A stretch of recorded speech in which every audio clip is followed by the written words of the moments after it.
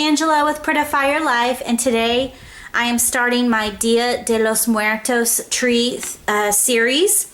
And I've had several of you request me doing this type of tree for a couple of years now, and I saw this at Michael's and I'm like, okay, this is the year I'm doing it.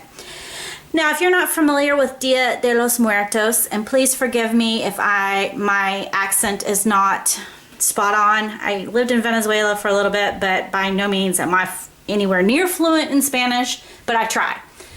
So Dia de los Muertos is basically a Mexican tradition. It's a combination of Aztec and Catholicism, and it's a day celebrated on November 1st, All Saints Day, celebrating those in your family that have passed on. And you're supposed to celebrate and do things they like to do when they were alive, and it's happy. And it's really, the main decorations are skeletons and skulls, or calaveras, and that's what we're going to work on today. This is the calaveras, the skull, and we're going to transform this kids craft into a tree decoration. So let's get started. Okay, I bought these in the kids craft section of Michael's. It's made by Creatology. It was $1.50 regularly, but I got them half off, so I got them for about 80 cents a piece. So that's a super good deal. So the first thing we're gonna do is we're gonna take off the tag, and this is like a big tongue depressor, and I'm just gonna pop this off. You could do it neater, but and it's okay if it looks like that. This is the back, okay? So that's the first thing we're going to do. Now, the next thing we're gonna do is do a light coat of paint, white paint, because we want to create that skull look. Now, I am using Deco Art Americana in Snow Titanium White, okay? I recently changed white paints because the other paint I was using just wasn't liking it. I thought it took too many coats, and this is a little bit thicker and better quality. So I'm just gonna take this and lightly brush over, okay? We're gonna do 2 thin coats because we still want to see the lines, because we're going to use those lines basically to color, okay? And this is a good project you can do with your kids if you are so inclined. After all, it was in the kids craft section. Okay, so I'm just going to finish this up. I like to try to go in all one direction with my brush strokes, just using a cheap foam brush. I buy these by the gross. You just can't have too many. If you're a serious crafter, you can't have too many of these, right?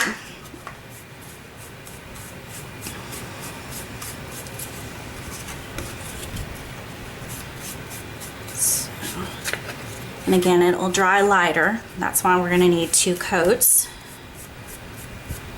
Okay. You can do the back if you want. I don't feel the need because it's going to go on a tree.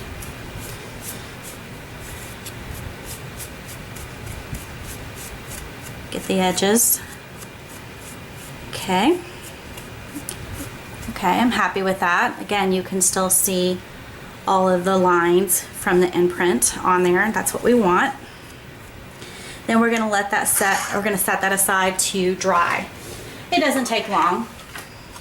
I already have one that is finished with the first coat. Now, it's pretty rough, okay? And for the longest time, I hated sanding. I thought it was a waste of time. But with craft projects, it doesn't take a lot of time, and it's really worth the effort because it just feels a lot better. Everything goes on smoother. So what I do is I take a piece of 220 grit sandpaper. Got this at Lowe's. It's well worn. I keep sandpaper in the craft room, okay? That's a staple. If you're gonna do a lot of painting on wood, I suggest getting some 220 grit sandpaper. We're just gonna lightly go over this. And it's okay if it takes off some of the paint, because after all, you're gonna put another layer of paint. Get the edges.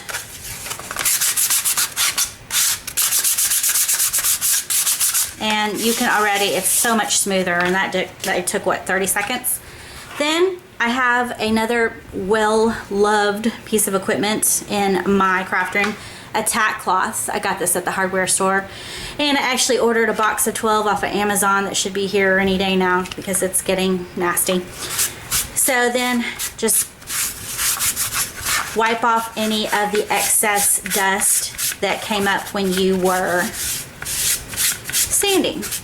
Now, you're ready for the second coat, okay?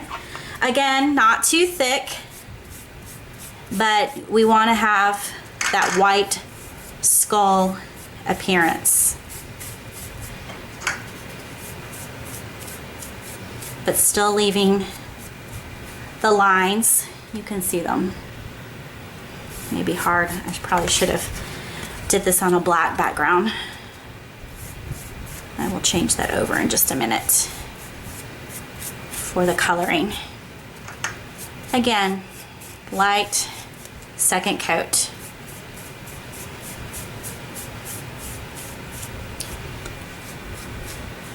Brushing all in the same direction. Okay, now that that's done, so you can still see the lines. We're gonna set that aside to dry. Okay, I put a black background down so that maybe you can see this a little bit better. Now we have the second coat on, a second coat of paint on the skeleton. I didn't sand the second coat. It's still very smooth from the first sanding, but you can if you want. Now the fun part, to start to color, i.e. paint, if you will. Let me show you what I use. I use dimensional paint. I keep them in this cute little bin I got in the floral department from Hobby Lobby. And most of the brand I use, because I store them upside down, is the Tulip dimensional paint, okay? And the paint I'm gonna use for this craft is the Slick. There's some that have glitter, metallic, but I chose to do the Slick, okay? So I got this at Hobby Lobby. You can get it at any craft store, okay? So let me zoom in. I know it's hard to see. There, you can probably see the flowers now. Now I start from the inside of the skull and work out just to try to minimize any problem, any dragging of paint with my hands. So make sure the paint is all the way at the bottom of the bottle, and then you're just going to color. You're going to follow those lines that you see, and just, I like to trace the outside edge first, kind of like if you were doing those fancy cookie decorations that I am jealous that some people can do. They do the border and then they flood in the icing. That's basically what you're doing here with the puff paint or dimensional paint, whatever you want to call it. I tend to call it puff paint. So I'm just going to trace, and this takes a little bit of time to get used to how much pressure to apply to get an even look with your paint, but just practice it. I kind of am addicted to this dimensional paint. I love the look it gives to, I use it basically on a lot of wood items. Now see, I missed some of the line, and it's pretty forgiving, especially when it's wet. You just go back and make it a little bit bigger, and see, you're all right. And nobody's gonna know where the lines were anyway, so if you mess up a little bit, don't worry about it. Nobody's gonna know, right? So I'm just gonna continue with that.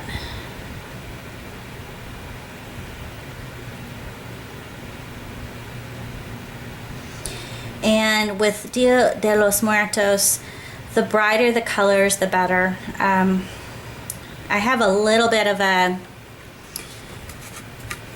Pinterest page on it. It's called Dia de los Muertos is Day of the Dead. So you can search Dia de los Muertos or Day of the Dead on Pinterest for some ideas with colors and ways to decorate skulls. If you found maybe a blank skull and you didn't know how to go about decorating it, there are a lot of good options there for decorations for the skulls. So I'll put a link below this video as to my Pinterest board for Dia de los Muertos.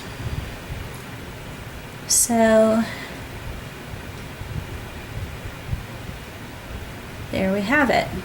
By the way, this color is mint. Okay, so there we have the eye. And so you would go back on all of those lines and do that with the various different colors of the dimensional paint. Okay, easy. It's just like coloring, and it's a lot of fun. You can get creative with your colors. Okay, when you're done with all of the dimensional paint, it should look something like this. Again, it doesn't have to be perfect, okay? But it's just a lot of fun picking your different colors. With Dia de los Muertos, the brighter the better. And then after I finish all of the paint, then looks like I missed a little spot right there. Oh no, it came off. After I do all of the dimensional painting, I let it dry for several hours, if not overnight, just to make sure it's completely dry. Then I use some of this Minwax water-based polyacrylic with another cheap foam brush, and I do 2 coats of that over it to give it that shininess.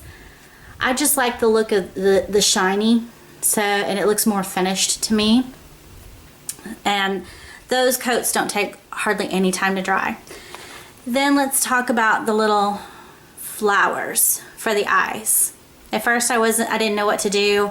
I thought about leaving the holes in the eyes, but then I saw this amazing video by Innova Crafts because I wanted to do some flower garlands for the Dia de los Muertos tree, which I will be doing.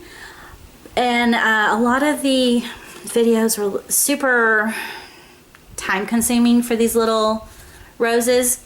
So I found this amazing video, and it's one of those things you're like, why did I not think of that? Or how did somebody think about this? So I'm going to show you how to make these little flowers. Okay. Again, I will put the original link to this craft underneath the video because it's not my design, it's Innova Crafts. This is a piece of felt I had laying around. It's 12 inches by 1.5 inches, and you can't see it, but I marked little dots using a Sharpie every 2 inches. And what I'm going to do is, where it has that little dot, I'm going to take my fabric scissors, fold it over, okay? Take my fabric scissors and just snip so it creates a little slot. I'm going to do that for all of the little dots. Anybody else freak out when they see their husband or spouse or children using your fabric scissors for something other than fabric? Yeah, and I'm not even a big sewer, but I kind of freak out. So one more. Okay, and again, I don't know who thought of this, but this is just brilliant. Now you're going to take your edge here, get the first little slot, and kind of fold it over and feed the end from top to bottom through the slot, and it curls up like that. you're gonna do that all the way down on all the slots. Now, if you know this trick, it's just, you're gonna go, yeah, Angela, I know that, but man, I didn't. And I'm like, who figured this out? Seriously, brilliant. And then two more. It looks weird right now, but trust me, I was kind of skeptical too, and then I tried it and I'm like, wow, I'm doing that. Now, if you're going to buy felt for a large project, like I'm gonna have a big garland on my tree, just go to the fabric section and buy a couple of yards of the really large pieces of felt. You can even use your 40% off at Hobby Lobby. It's way cheaper than those little bitty sheets in the craft section. Okay, now we have that all the way through. You're gonna get your hot glue gun. I take the little end and I'm gonna fold it over once. I'm gonna put some hot glue right there. I kind of fold it, sandwich it in like that. Let it kind of, there we go. Now we're gonna hot glue the tip and we're gonna start rolling it. And we're gonna have to roll it pretty tight for the eye socket of the skull, okay? So you can kind of gauge how big you want this. Now, in the original video, they went ahead and did a little bit of hot glue every so often, which is not a bad idea. I'm not doing it right now because I need to gauge how tight to make this to cover the hole, but not cover all of the puff paint. So, just like this. And then I would fold over the end and glue the end also. Like that. How cool is that? It's like, it's our little rose. And then when I had this all glued and puff paint was already on there, I would put a little bit of glue all around the edge and put that down. Isn't that cute?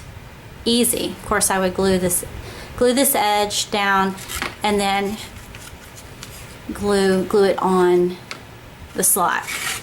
But that's how I did that. Again, I will show that again when I do the garland video, okay? But that's easy, right? Now, how I'm gonna attach this onto the tree, I will probably hot glue some floral wire onto the back. If I were putting this outside, I would not use hot glue because while it's almost the first day of fall in Houston, it's still like 100 degrees, which I absolutely hate. Because I adore fall. If I could have a house in New Hampshire, I would. So if I was gonna put this outside, I would use floral wire and wood glue, okay, that can withstand the heat. So that's how I'm making these Dia de los Muertos decorations. Go out to your local Michael's and get you some puff paint and some felt, and let's do this craft together. Stay tuned for the next video in the Dia de los Muertos tree series. Thanks for watching.